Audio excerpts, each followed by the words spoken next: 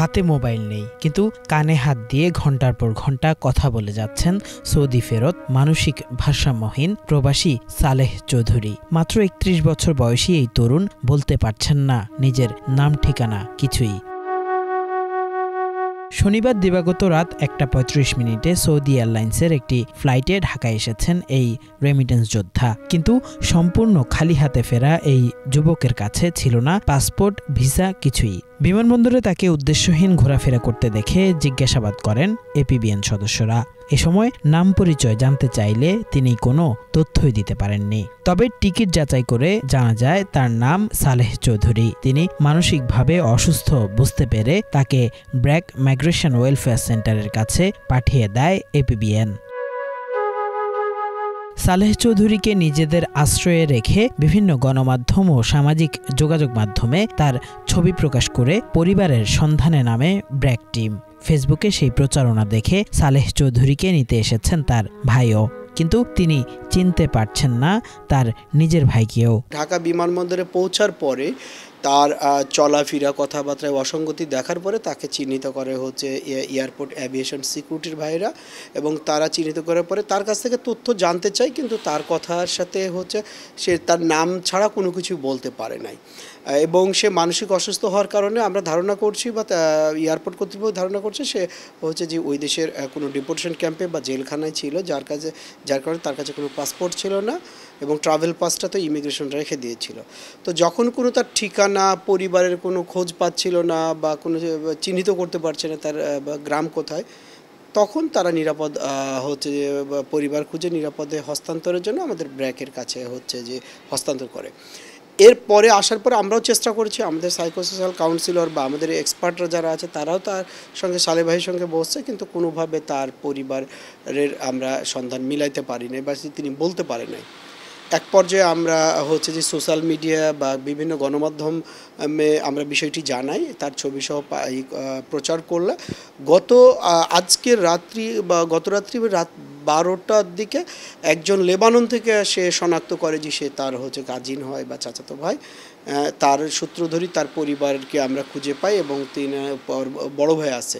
কিন্তু এই জায়গাটি যেটা হয়েছে সেটা হচ্ছে যে তার ট্রমাটা এত বেশি বা তার মানসিক অবস্থা এত খারাপ যে তার ভাইকে চিনতে পারছে না। বা ব্র্যাক থেকে তার হচ্ছে যে চিকিৎসার জন্য আমরা এখন জাতীয় মানসিক স্বাস্থ্য ইনস্টিটিউটে নেব, সেখানে ডক্টরের পরামর্শ অনুযায়ী সকল ব্যবস্থা গ্রহণ করব।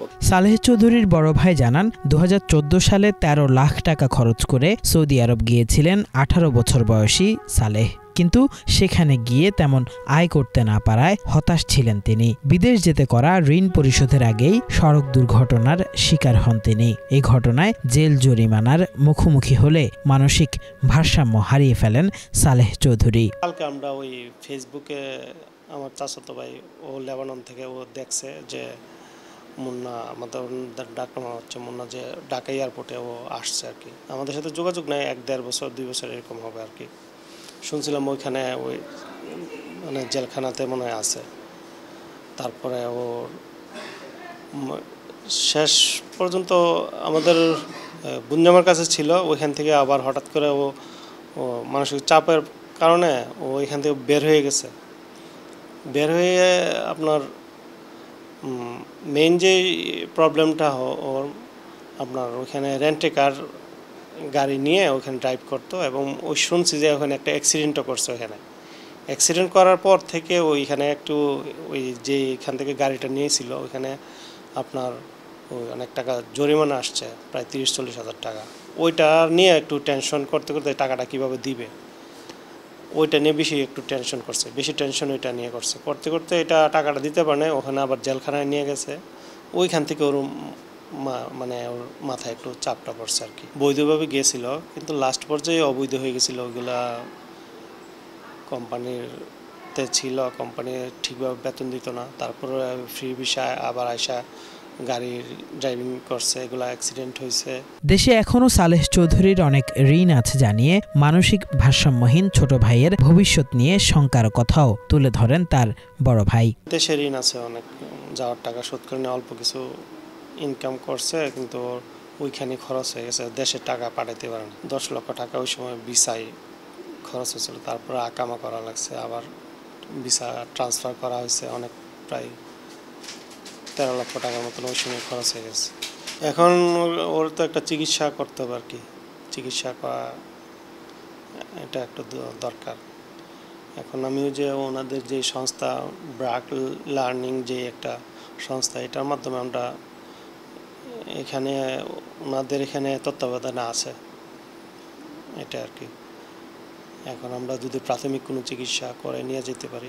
গত 6 বছরে এমন মানসিক ভারসাম্য হারিয়ে দেশে ফেরা 151 জন রেমিটেন্স যোদ্ধাকে পরিবারের কাছে ফিরিয়ে দিয়েছে ব্র্যাক মাইগ্রেশন ওয়েলফেয়ার সেন্টার। প্রতি বছর অসংখ্য প্রবাসী এভাবে মানসিক ভারসাম্য হারিয়ে দেশে ফিরছে জানিয়ে এই অভিবাসন বিশেষজ্ঞ বলছেন, রেমিটেন্স যোদ্ধারা ঘাম জড়িয়ে দেশের ভাগ্যের চাকা ঘোরায়। তাই সর্বস্ব হারিয়ে এমন বিদেশ ফেরতদের চিকিৎসা সহ পুনর্বাসনের দায়িত্ব নেওয়া উচিত সরকারকেই। নিঃস্ব প্রবাস ফেরতদের সহায়তায় রাষ্ট্রীয় একটি কাঠামো তৈরিরও পরামর্শ এই বিশেষজ্ঞের।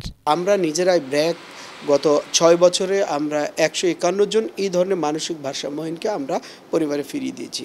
কিন্তু এখানে রাষ্ট্রের কিন্তু অবশ্যই দায়িত্ব নিতে হবে তাদের মানে চিকিৎসা এবং পুনর্বাসন, এবং তাদের চিকিৎসার জন্য যত সম্ভব, কারণ এরা তো একসময় তো দিয়েছে রাষ্ট্রকে, কিন্তু যখন চলে আসে যাতে পরিবারের বোঝা না হয়ে যায় এরা। আমরা রাষ্ট্রের বা প্রবাসী কল্যাণ মন্ত্রণালয়ের যেটা করতে হবে সেটা হচ্ছে এই যে কেন হচ্ছে এই ধরনের ঘটনা, সবাই তো সুস্থ সবল মানুষ আছে, তাহলে ওখানে কেন হচ্ছে বা তাদের জন্য কি ধরনের সহায়তা গভর্নমেন্টের থাকা উচিত, বিশেষ করে যারা মানসিক ভারসাম্য হারিয়ে আসতেছে, এবং তাদের পুনর্বাসনে কি ধরনের মডেল তৈরি করা উচিত। এটা যতক্ষণ পর্যন্ত না করব, তার চিকিৎসাটা যখন সরকার না নিশ্চিত করবে ততক্ষণ পর্যন্ত রোধ করাটা একটু মানে অসম্ভব হবে, এবং এটার প্রকৃত কারণগুলো আগে তুলে নিয়ে আসতে হবে। এমন পরিস্থিতি এড়াতে যথাযথ প্রশিক্ষণ ও যাচাই বাছাই করে বিদেশ যাওয়ার পরামর্শ দেন এই অভিবাসন বিশেষজ্ঞ।